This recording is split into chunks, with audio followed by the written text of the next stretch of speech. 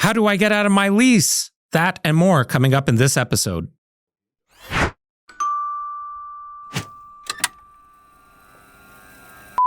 Good morning. Good morning. How's that coffee? It's hot. It's good.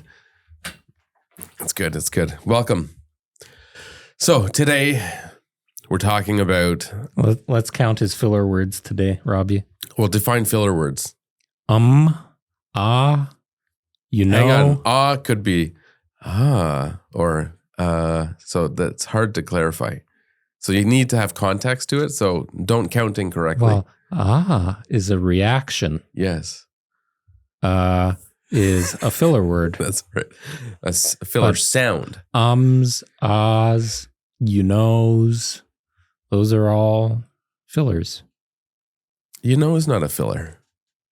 Ian, let's find out what are filler words for Ums and ahs. Ums and ahs for sure.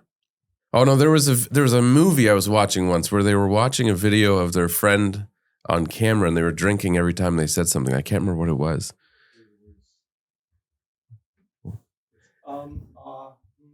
You know, all right. See? Ums, ahs, hms, likes, you know, and all right. I'm sure there are more, but even with those, there's context. I can say all right to you. All right, I agree. That's not a filler word. Why not just say I agree? Okay, well, if I had this is an automated Grammarly, and it would be helpful. But in speech, especially in sales, or if you're delivering 100% important, what's the word I'm looking for? Messages. Important. I don't know. Anyways, here we are. How do I get out of my lease, Adrian? This is a topic that we've recently had a lot of engagement. We did a YouTube short on this. It was one of our quick tip videos. And for some reason, over the last few weeks, we've had a few people. That was intentional. For those of you, that does not go towards the count. For those of you that are watching or listening, we went to the Pro Fusion Expo. Is that what it was called? Everything. Audio, video, camera, lighting related. And we were talking a bit about the podcast, and Robbie, who does a nice job of putting it all together, has noticed there's a lot of filler words in our podcast. And it's something that both of us have paid a lot of attention to in our day-to-day vocab. Yeah. It makes a lot of sense. It does. I started to slow down my speech.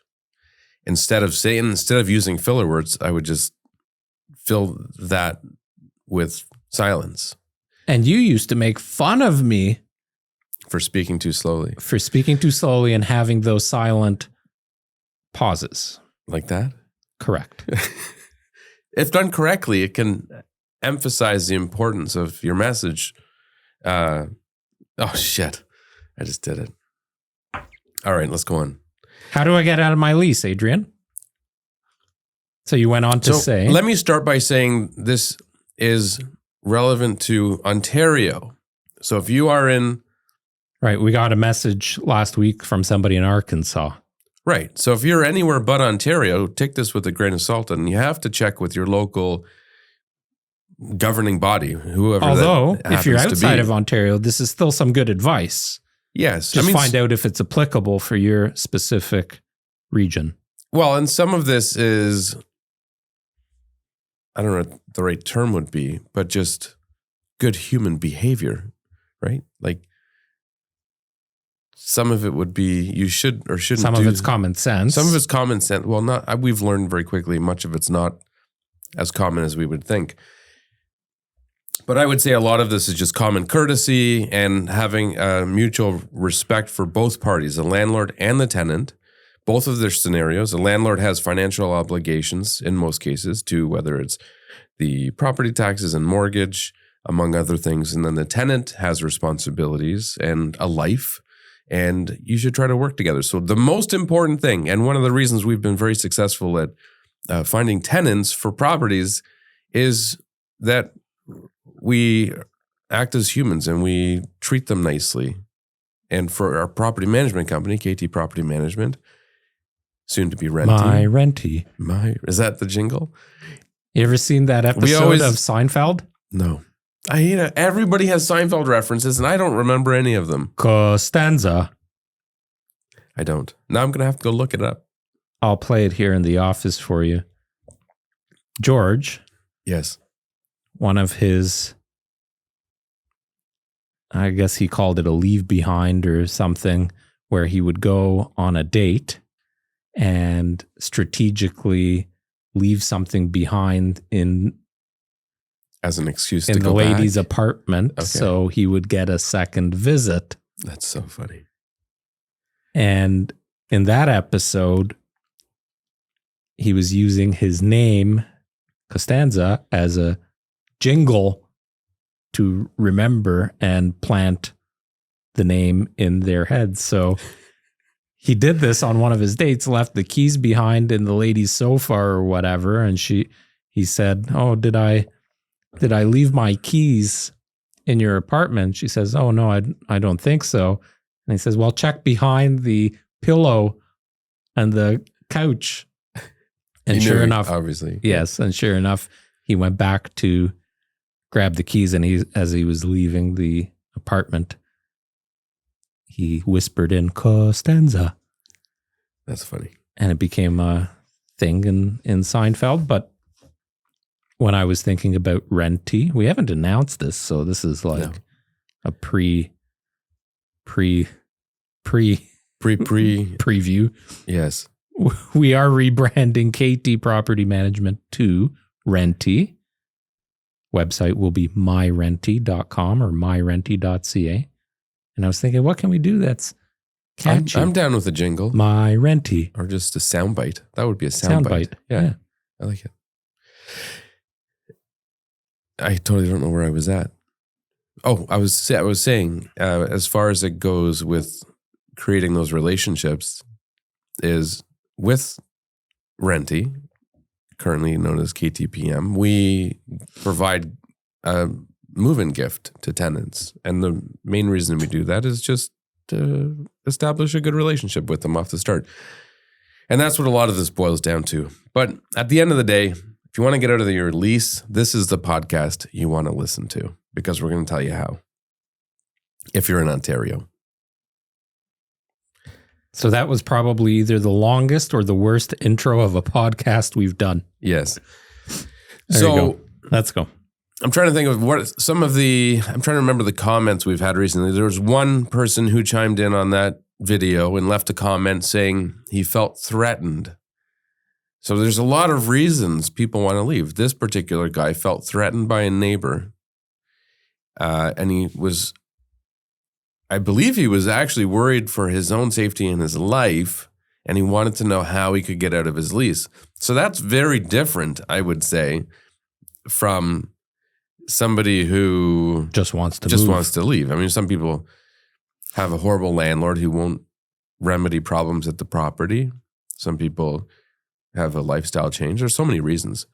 For that one, I would just say leave, right? Like, don't worry about the ramifications. Deal with it afterwards. I think I commented back. I responded and said, just leave, call the police and leave, and tell your landlord the situation you're in. Because in that scenario, I would think a landlord should be somewhat understanding and be okay with the person leaving. But the fact of the matter is, legally, the tenant, if it was in Ontario, the tenant's still responsible for the landlord's cost to find a new tenant. And if they don't find a new tenant, you're still responsible for your payment until they do. Correct. So what would the costs be that the tenant would be responsible for? Well, first of all, if the landlord hires a new real estate agent to do a proper listing, it's whatever the cost of that is, which is commonly 1 month's rent plus tax. You also have carrying costs, utilities, whatever you're typically responsible for. So I think this question comes up more often, though, where people need to move for work, for family reasons, maybe affordability issues, certainly now with the rents the way they are. So let's put a hypothetical scenario in place here. It's December 1st. The tenant takes possession of the property. Yeah. Now it's May 1st. Okay. So they're halfway through a 1-year lease agreement. Right. Their company that they work for, Right was a filler word, wants to relocate this person 100 kilometers away from their residence. So now this person needs to move to be closer to work. How do I get out of my lease? So in that scenario,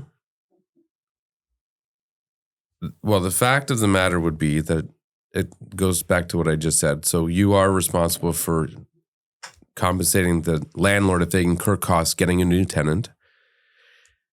That really is the simplest way. It is. But you are also... Does the landlord have to oblige?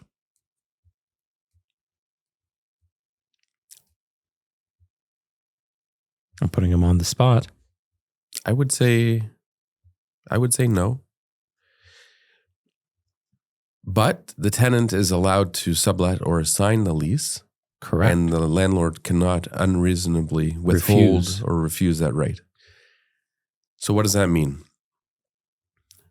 As a tenant, if the landlord's being difficult and they're not going out to find a new tenant, you as a tenant can find a new tenant to replace you. So you can assign the lease, which means they assume all responsibility for that lease and they basically take your place and now they report to the landlord. Subletting it is where they take over the lease for a set period of time, but they report to you as a tenant. And you are still responsible. And you are still responsible to the landlord. Probably not the route you want to go. Assigning the lease is very easy. It's no different than a real estate agent going out and doing a listing, trying to find a tenant. It's now just you are doing it and presenting that tenant to the landlord for approval. And the landlord is supposed to be open-minded and not withhold that right. There is nothing that governs that part of the process, though. Like there's no set criteria for the landlord to be justified. It's very vague. It's all a matter of opinion.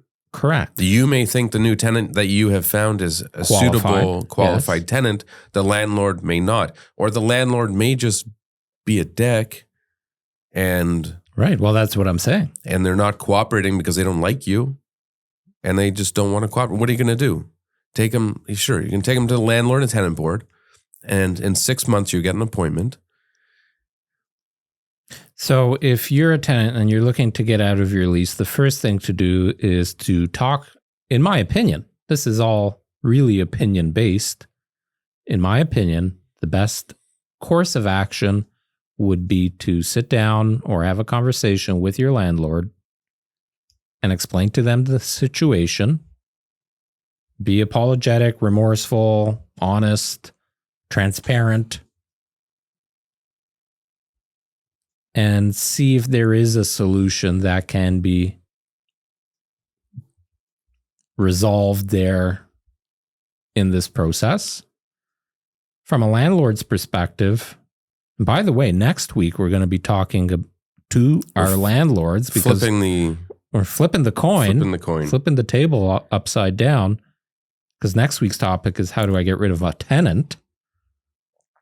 But this week, getting out of a lease, first step, talk to the landlord, have that heart-to-heart, assuming it's a legitimate excuse. Like if you're looking just to break your lease because you found the same apartment 2 blocks away for $200 a month less. Whatever the reason is, I think the approach should be the same, and it should start with the same as that's true. Any scenario where there's a conflict and you're trying to resolve it is talk to the person that it involves And in most cases, you'll resolve it. In the case of the landlord-tenant, and with the tenant wanting to leave, a basic like the landlord has nothing to lose because you are on the hook for their expenses. If you were a landlord and you've been a landlord and you manage a lot of rental properties, so if your tenant after 6 months of a 12-month agreement comes to you and says, I need to move, this is why, I'm really sorry, I like the place, but, and offers you as a landlord 1 month rent plus HST to either cover 1 month rent or, and you're saying the tenant offers the landlord. Correct. So it's May 1st. I'm halfway through my lease. I wouldn't agree to it. You wouldn't as a landlord. Correct. Why? Because you are automatically accepting that as compensation for it. Now, what if the tenant, well, one thing you didn't explain there was when is the tenant leaving? So let's say hypothetically. So it's May 1st. I'll leave May 31st. Okay. And I'll pay you for June. What if the landlord doesn't get a tenant until September? Not my problem anymore. I gave you 1 month. That's why you don't accept it. So what you need to do is. So what would you accept? I would say you are on the hook for the rent until a new tenant moves in, or until the end of your tenancy, whichever Which is December. happens, whichever happens first. Or November 30th, because we signed December 1st. Correct. So you're on the hook for all of those payments until either the new tenant moves in or the tenancy expires or ends. And you're also on the hook for my cost to get a new tenant in, unless you get to the end of the lease and then they'd be responsible for it anyways. So it depends on how long it takes to find somebody. In most cases, it doesn't take long. So this isn't an issue. Go back for a second. What do you mean they'd be responsible for it anyway if the lease comes to an end? The landlord would. Oh, yes. Right? Like the tenant's allowed to leave on November 30th. Right. Right. They have no obligation beyond that. They don't have to pay for anything. So if you're close to that time, just write it out. If you're not close to that time and you're only a few months into the lease and you've got, several months remaining, then you're on the hook until a new tenant moves in. Going back to this scenario, if I'm the tenant and I commenced my lease December 1st, it's now May 1st, I'm leaving May 31st, halfway through. I offered you 1 month rent. I offered you June. Even though I won't be there, I offered you June as compensation for me leaving. You didn't accept. So I'm still on the hook for June, July, August, September, October, November. November's prepaid. Oh, November's prepaid, but I've still paid it. And I move out. You tell me I'm still responsible, but that you will do your best to get a tenant in there to replace that tenant. Now you as the landlord are dragging your ass. It takes you a couple of weeks to get it on the market. You get several offers. You don't accept any of them because in the back of your head, there's somebody still paying the rent.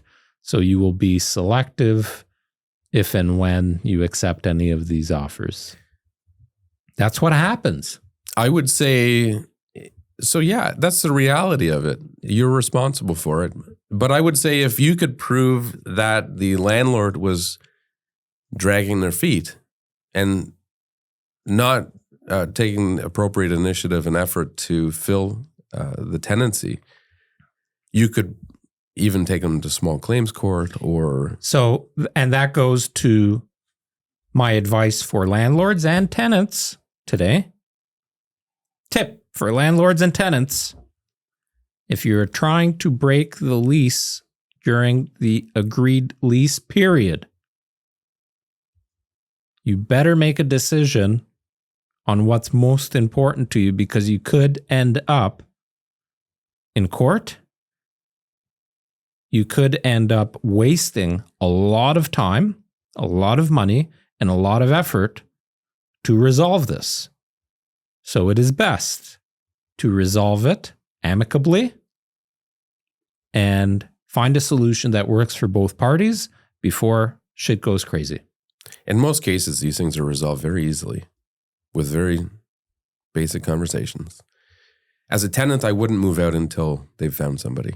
So, as excited that goes to now a tenant and the tenant's realtor, if they have one, which, by the way, if you're a tenant, get yourself a realtor because it doesn't cost you anything. And that's a whole nother podcast. Good topic for the future. Make sure you are confident that it's the right place, the right location, the right rent amount, that in the next 12 months or whatever the period of your lease is, that you're committed to it. It's no different than leasing a car. Have you ever tried to get out of the lease of a car? It's a legal contract. You're responsible for it until you're not responsible for it. Right.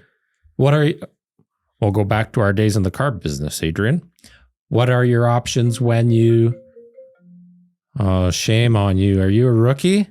No, I don't know why because my computer's on, I guess. Got the phone, got the watch. It shouldn't go when it's closed. The laptop. Come on, Apple.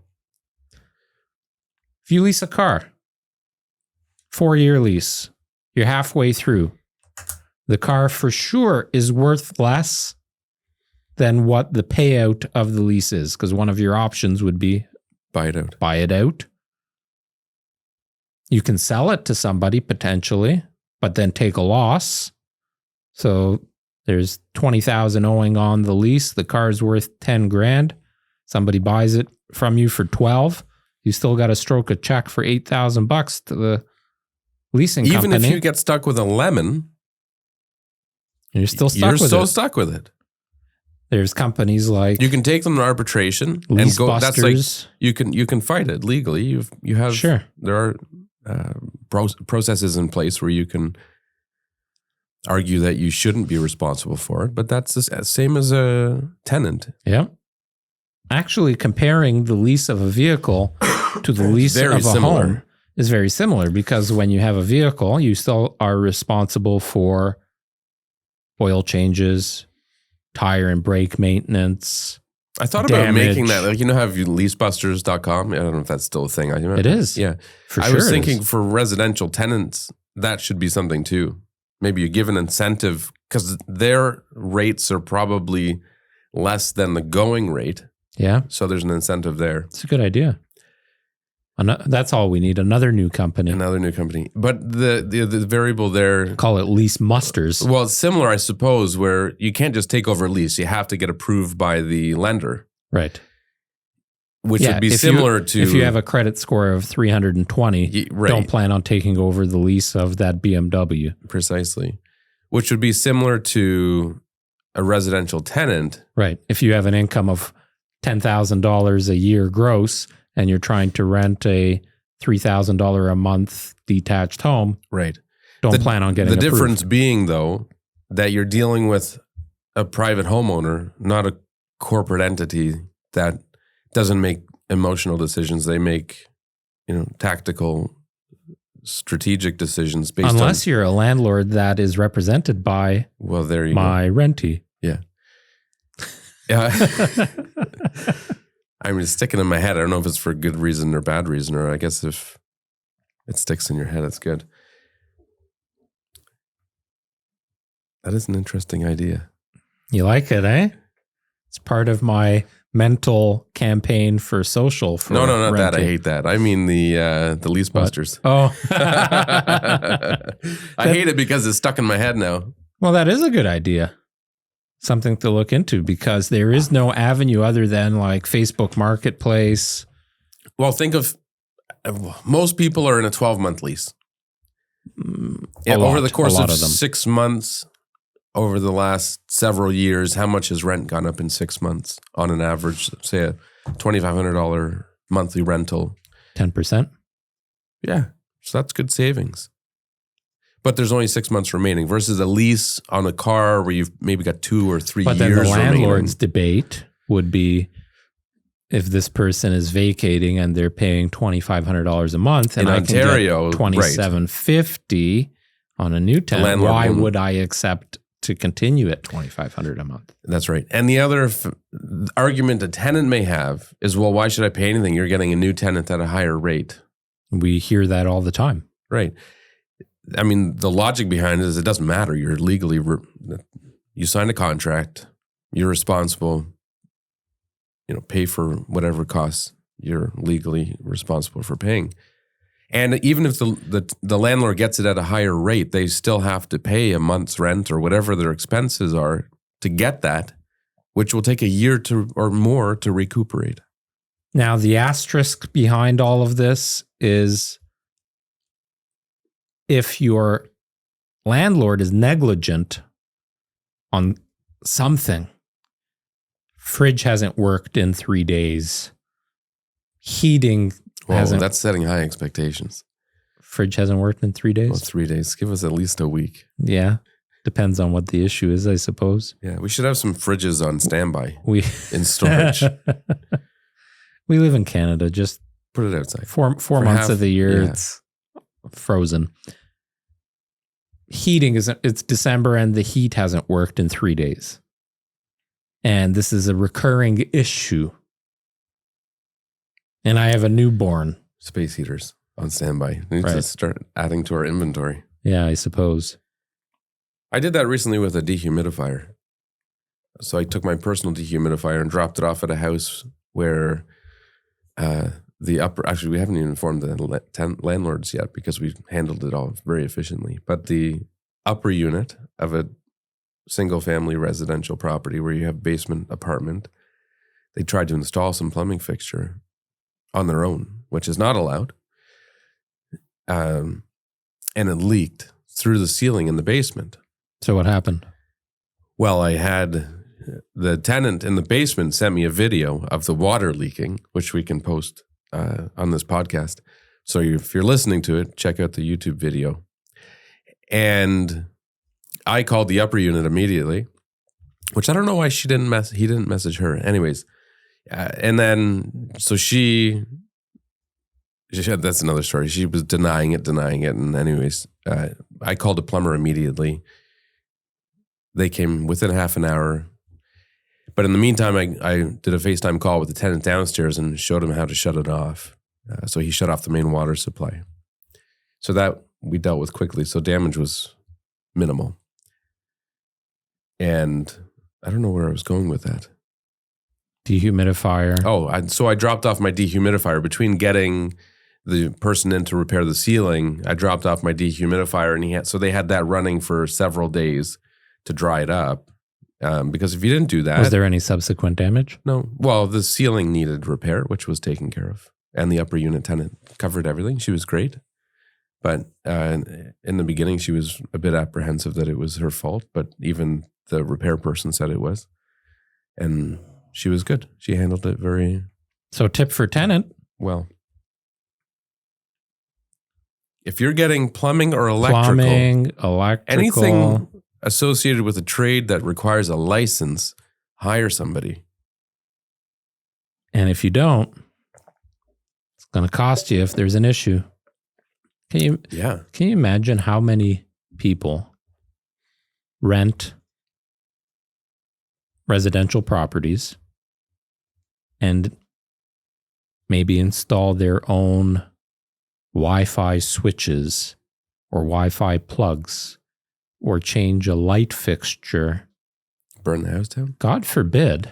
And like in that situation with that single family upstairs and then a legal basement apartment, if that lady upstairs... Just to confirm, you said illegal, not illegal. It is illegal. We will not represent landlords with illegal basement apartments. Correct. If it's not permitted, it's not for KT. Correct. Or my renty. That's ridiculous. You like it. I know. I come up with great ideas once in a while. But if you install a Wi-Fi switch and it's installed improperly and it sparks and it catches on fire and it burns the house down, and God forbid there are people in the basement and something happens, oh boy.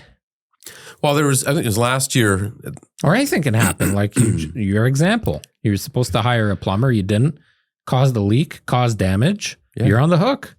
And that stuff turns bad quick. Tenant insurance will not cover that because most tenants' insurance will only cover your contents. So understand what your insurance covers and doesn't. Yes. Last year, there were several occurrences in kind of like, I'd say the Golden Horseshoe, like quite southern Ontario, where there were fires in basement apartments. And there wasn't a whole lot of... Were they legal? Well, that's what I don't know. The media didn't get into that, which I'm surprised that they didn't. There was at least one in Hamilton, one in Brampton. In both scenarios, people died. And one, it was like I remember the one in Brampton. Yeah, it was pretty bad. So I wonder in those scenarios, well, what caused it? Was it a legal basement apartment? And the reason that's important is because... Illegal? Was it illegal or a legal apartment? Legally permitted apartment? Because part of the permit process is adequate fire separation and, insulation, fire-rated doors, stuff like that. So would that have prevented it or given someone enough time to get out? And the big thing with basements is egress. Can you get out? Can you get out? Do they have the proper windows and doors, etc.? It's like when I went to that one house that was listed for sale and he's like, basement apartment, only needs windows and doors. And I'm like, come on. And kitchen, didn't have a kitchen. I asked him, he said, what's the difference between a counter with a refrigerator and a kitchen? And I said, a stove? For starters. Ventilation. Jeez, this is what we deal with. How do I get out of my lease? If it's an illegal basement apartment, just leave and threaten to call the municipality. Yeah. If it's an illegal lease, is a lease legal in an illegal property? Coming soon to KT Confidential. We need a lawyer on here. That's specifically... The problem with lawyers is they'll have a 20-minute disclaimer in the beginning. And charge you for the 20 minutes. Yeah, maybe. Next week, we're talking about how do I get rid of a tenant? So if you're a landlord and we're listening to this, you'll definitely want to listen next week. That's it. I think. Yeah, that was good. Yeah? I was just thinking if there were any filler words I wanted to throw in. But I think I'm good. I don't think so. Okay. Are you a tenant thinking about getting out of your lease? We'd love to hear your questions and comments. Leave them for us and we'll get back to you. And if you're a landlord and you need to break your lease, you'll want to watch next episode.